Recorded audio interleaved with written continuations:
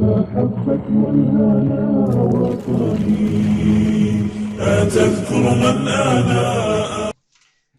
الحمد لله ثم الحمد لله.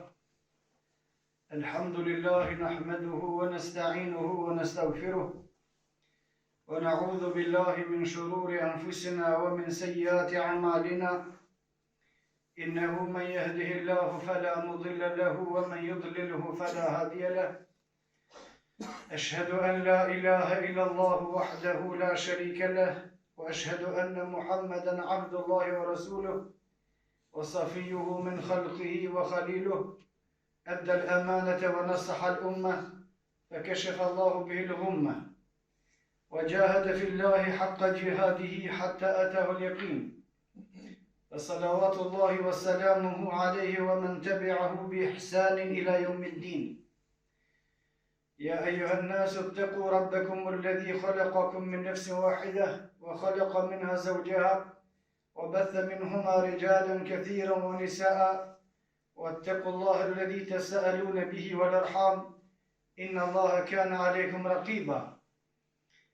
يا أيها الذين آمنوا اتقوا الله وقولوا قولا سديدا يصلح لكم أعمالكم ويغفر لكم ذنوبكم ومن يطع الله ورسوله فقد فاز فوزا عظيما. أما بعد فإن أصدق الحديث كتاب الله وخير الهدي هدي محمد صلى الله عليه وسلم وشر الأمور محدثاتها وكل محدثة بدعة وكل بدعة ضلالة. Të ndeshëm besimtar, falënderimi takon Allahut subhanahu wa taala. Mëshira Allah që u be pejgamberin ton Muhammedin sallallahu alaihi wasallam, mbi shokët e tij dhe mbi të gjithë muslimanët. Thot Allahu subhanahu wa taala në Kur'an: "Wasari'u ila maghfiratin min rabbikum wa jannatin 'arduha as-samawati wal ard u'iddat lil muttaqin." Shpejtoni në vepra të mira, duke garu me njëri tjetrin në mënyrë që ta fitoni xhenetin e Allahut subhanahu wa taala dhe faljen e tij. Kurse gjërësia e xhenetit të Allahut subhanahu wa taala është sa toka dhe qejt e xheneti u krijuar, u marrua për ata të cilët janë të devotshëm. Në një ajet tjetër thot Allahu subhanahu wa taala për xhehenemin: "Uiddat lil kafirin." U krijuar, u marrua xhehenemi për pabesimtar, për qafira. Për xhenetin uiddat lil muttaqin, u krijuar për ata të cilët janë të devotshëm. Por edhe të parët edhe të dytit i kanë shenjat e tyre dalluese dhe veprat e tyre me të cilat dallohen se janë prej besimtarëve ose janë prej pabesimtarëve. Fillimin e surës Bekare, Allah subhanahu wa taala pasi që tregon se Kur'ani është fjala e Allahut në të cilën nuk ka dyshim, "Dhalikal kitabu la rayba fihi hudan lil muttaqin", është udhëzues për ata të cilët janë të devotshëm. Kjo është shenja e parë me dalluar njeriu se është i devotshëm besimtar ose nuk është i devotshëm pa besimtar. Dhalikal kitab, kjo është një libër, Kur'ani, në të cilin përfshihet edhe suneti i pejgamberit sallallahu alaihi wasallam, nga sa Allah subhanahu wa taala ka thënë Kur'an: "Wa ma yantiqu 'anil hawa in huwa illa wahyun yuha." Pejgamberi sallallahu alaihi wasallam nuk ka folur nga vetja e tij, por që ka folur ka qenë shpallje prej Allahut. Atëherë Kur'ani edhe suneti janë ata të cilët udhëzojnë në rrugën e drejtë. Hudan lil muttaqin, por ju udhëzojnë vetëm ata të cilët janë të devotshëm, ata të cilët janë besimtar, për shkak se sikur se e dini, Kur'anin shpesh herë dhe shumë herë e kanë lexuar dhe lexojnë edhe ata të cilët nuk janë besimtar. Por leximit që ja bojnë Kur'anit ata nuk ka asnjë vlerë për ta, për shkak se Kur'ani është i vlefshëm për personin, i dobishëm për personin vetëm nëse udhëzohet edhe ecë sipas udhëzimeve të Kur'anit.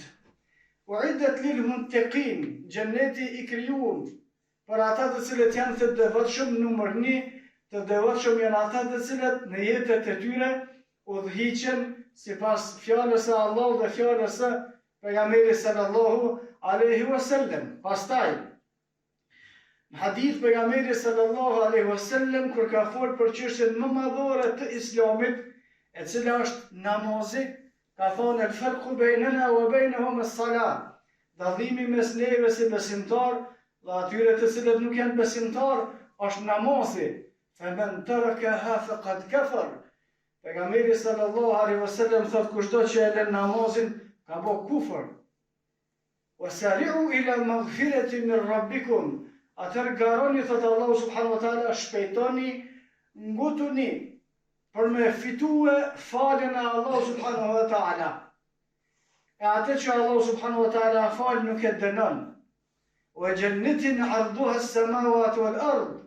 Dhe shpejtoni ta fitoni xhennetin e Allahut, gjërësia atë cilit është aqit e toka, kurse komentatorët e Kuranit thonë kjo është vetëm gjërësia, kurse gjatësinë e xhennetit nuk e di kërkush përveç Allahu subhanahu wa taala, por vetëm sa për kuptim në një hadith të saktë pejgamberi sallallahu alaihi wasallam ka thonë i fundit prej besimtarëve që ka me hije në xhennet, menzi që ka me mujt me mrije me hije në xhennet, duke pështuar një hap të ecë prej urës së siratit, pasi që të hinë në xhennet, ka thonë pejgamberi sallallahu alaihi wasallam, Allahu subhanahu wa taala atij i jep hapësim sa 10 herë si përfaqja e tokës që ka qenë këtë dynja. Kjo është për atë cili ka qenë i fundit, kurse ata cilët kanë qenë para tina, me siguri se kanë shpërblime më shumë. O xhennetin ardhuha as-samawati wal ard, shpejtoni ta fitoni xhennetin e Allahut, gjërësia e cilit është sa toka dhe qetë, komplet, të gjithë qetë. Uiddet lil muttaqin, është bërë për ata të cilët janë të devotshëm. Të devotshëm janë ata të cilët udhëhiqen sipas fjalës së Allahut dhe fjalës së pejgamberit sallallahu alaihi wasallam dhe veprën kryesore të tyre e kanë namazin. Në një hadith i cili është i shkallës hasan, të cilën transmeton Imam Mahmedi në librin e tij Al-Musnad, pejgamberi sallallahu alaihi wasallam ka thonë: Ash-shita'u rabi'ul mu'min. Kur vjen stina e dimrit, për ata të cilët janë besimtar, është sikur më bëhet verë. Në transmetim tjetër të Imam Bejheqiut e ka thonë edhe një shtesë se pejgamberi sallallahu alaihi wasallam ka thonë: dimri është verë për besimtarin nëse në këtë stinë zgjatet nata e besimtari falet, shkurtohet dita dhe besimtari agjeron. Ibn Rajab al-Hanbali, Allahu subhanahu wa taala pas më shërua një prej dietarëve të sunetit, në komentin e këtij hadithi ka thonë pejgamberi sallallahu alaihi wasallam e ka krahasuar stinën e dimrit me verën për besimtarin, për shkak se në stinën e verës njerëzit punojnë për me fitue çështjet të dynjos, me nxjerr ato të cilat i jep toka. Kurse stina e dimrit është me punue besimtarët për me fitue atë që ja jep xheneti. Pemët në të cilat i ka mbjell Allahu subhanahu wa taala vetëm me dorën e tij. Sikur që është transmetuar në hadithin e saktë nga pejgamberi sallallahu alaihi wasallam, se Allahu subhanahu wa taala vetëm me dorën e tij ka mbjell pemë në xhennet për me hangër ata të cilët e shfrytëzojnë kohën, e në veçanti e shfrytëzojnë dimrin me i bëj ibadet Allahu subhanahu wa taala. Ibn Qayyim Allahu subhanahu wa taala pas më shirua në shpjegimin e çështjes së kohës ka thonë Allahu subhanahu wa taala i ka dalluar disa kohë nga disa kohë të tjera. Në disa kohë ibadetet janë më të rëndësishme, më të vlefshme dhe më shumë kanë shpërblim se sa në kohë të tjera. Sikur që i ka dalluar Allahu disa vende nga disa vende të tjera, në disa vende namazi është më i vlefshëm se në disa të tjerë, ashtu i ka dalluar Allahu subhanahu wa taala dhe njerëzit disa nga disa të tjerë, edhe pejgamberët disa nga disa të tjerë, secili sipas niveleve të tyre. Kurse në çështjen e kohës sa për këtë stinëve, Allahu subhanahu wa taala e ka bërë për besimtarin me mujt me fitua shpërblim të madh me mundim të vogël. Nga se, nata në stinën e dimnit është e gjatë, ka njeriu kohë me flet, ka njeriu kohë me net dhe ka kohë me boj ibadet. Kurse dita është shumë e shkurt me agjërue, nuk nin asnjë lloj vështirësie. Në hadithin tjetër të saktë pejgamberi sallallahu alaihi wasallam ka thonë dimri është një agjërimi, ndimër është një begati, një ganimet e cila fitohet pa luftë, e cila fitohet shumë lehtë, e cila fitohet shumë thjesht. Nga se koha është jo e nxehtë, edhe koha është e shkurt. Agjërimi është i njëjtë dhe shpërblimi është i njëjtë, sikur më agjëruan në ditën më të gjatë vitit, edhe në ditën më të nxehtë vitit. Atëherë besimtari duhet me pas kujdes, me bën tregtim me Allahu subhanahu wa taala, më mirë se bën tregtim këtë dynjë. Nëse çështjet e kësaj dynjaje e shohim me kujdes, qysh kem mundësi me fitua më shumë, me investim më pak, edhe me rrezik të humbjes më pak, atëherë fitimi më i madh te Allahu subhanahu wa taala me pak mundi është me shfrytëzue këtë kohë për namaz, me shfrytëzue këtë kohë për agjërim, me shfrytëzue këtë kohë për ibadet, me shfrytëzue këtë kohë kur një pjesë e madhe e muslimanëve janë detyrimisht për shkak të ftohtit të mbrojtur edhe në shikimet e tyre, edhe në plot çështje të tjera me të cilat mund të hinë gjëna dhe të bëjnë mëkat te Allahu subhanahu wa taala. Transmetohet nga shokët e pejgamberit sallallahu alaihi wasallam se ata agjëronin edhe falëshin. Ebu Hurajra radhiyallahu anhu në një transmetim në stinën e dimnit e ndante natën në 3 pjesë. Një pjesë bënte gjumë, një pjesë fali dhe pjesën e tretë lexonte për shkak se ishte për atyre të cilët transmetonin dhe dinin shumë hadithe për pejgamberin sallallahu alaihi wasallam, kurse dituria është e domosdoshme të përsëritet, nga se kushdo që ka dituri fetare dhe nuk e përsërit, atë dituri një ditë më nuk ka me pas. Kurse në disa transmetime tjera thuhet se Ebu Hurajra, Allahu pas mëshirua gjithë jetën e ndante kohën në 3 pjesë, natën 3 pjesë, një pjesë me fal namaz, një me flet edhe një me lexue ose me përsërit hadithet e pejgamberit sallallahu alaihi wasallam.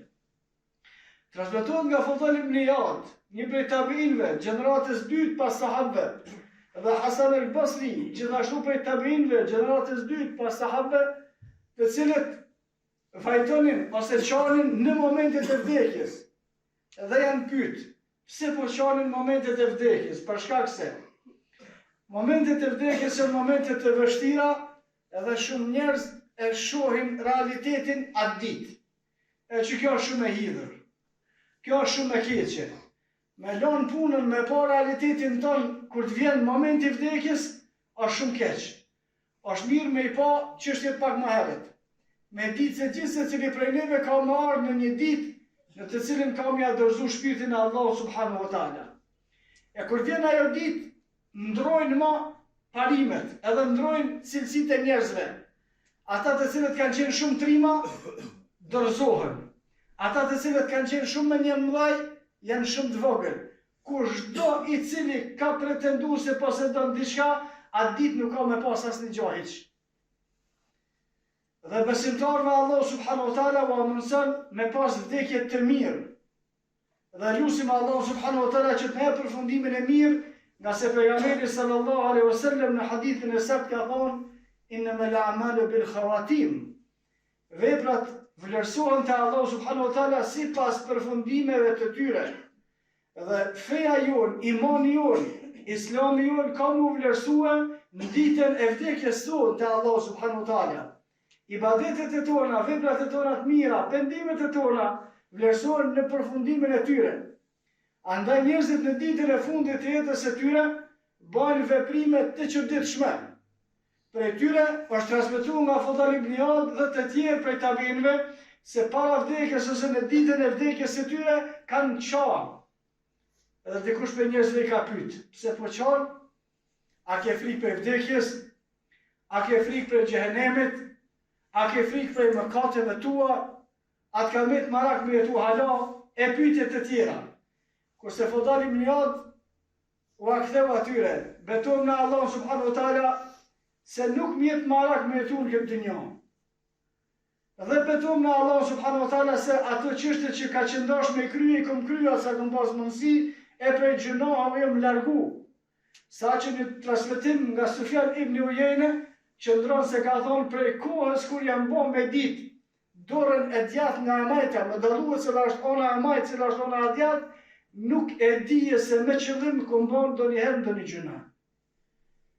Por, po qaj për netët në të cilat kom bo namaz, edhe ditët në të cilat kom agjëru, që në përfundu, për shkak se ka përfundu jeta e këti tabiju. Këto kanë qenë njerëzit të cilët e kanë kuptuar mirë librin e Allah dhe sunetin e pejgamberit sallallahu alaihi wasallam. Këto janë njerëzit të cilët kanë ecë sipas gjurmëve të dërguarve të Allahut pejgamberëve, fe bihudahu muqtadi, por të cilët thotë Allah, sipas udhëzimeve të tyre ecni edhe ju, udhëzimet e tyre e në fund udhëzimi Muhamedit sallallahu alaihi wasallam për besimtar është me shfrytzuar kohën kur dita është e ftohtë dhe e shkurt, e lehtë për agjërim me agjëru. Kush mundet me agjëruar çdo të hanë të tete në të agjëron. Kush nuk mundet në të agjëron veç të hanën. Kush mundet me agjëru më shumë në të agjëron një ditë po një ditë jo, në mënyrë që edhe përgatitja është shumë më e lehtë dhe më e mirë për Ramazanin i cili vjen shumë shpejt, edhe shpërblimi te Allah subhanahu wa taala është me mundje të vogël e me vërtetësi të vogla. Kurse namazi i natës, vlera e të cilit është shumë e madhe, është i lehtë. Për shkak se prej kohës së jacis deri te koha sabat është koha për namazin e natës. Kushdo që i bashkon lëvetin e tij, namazin e natës, edhe agjërimin vullnetar, shpresojmë te Allah subhanahu wa taala të jetë i devotshëm. Wa qulu qawli hadha wastaghfirullaha li wa lakum wastaghfiruhu li kulli dhanbin innahu huwal ghafurur rahim.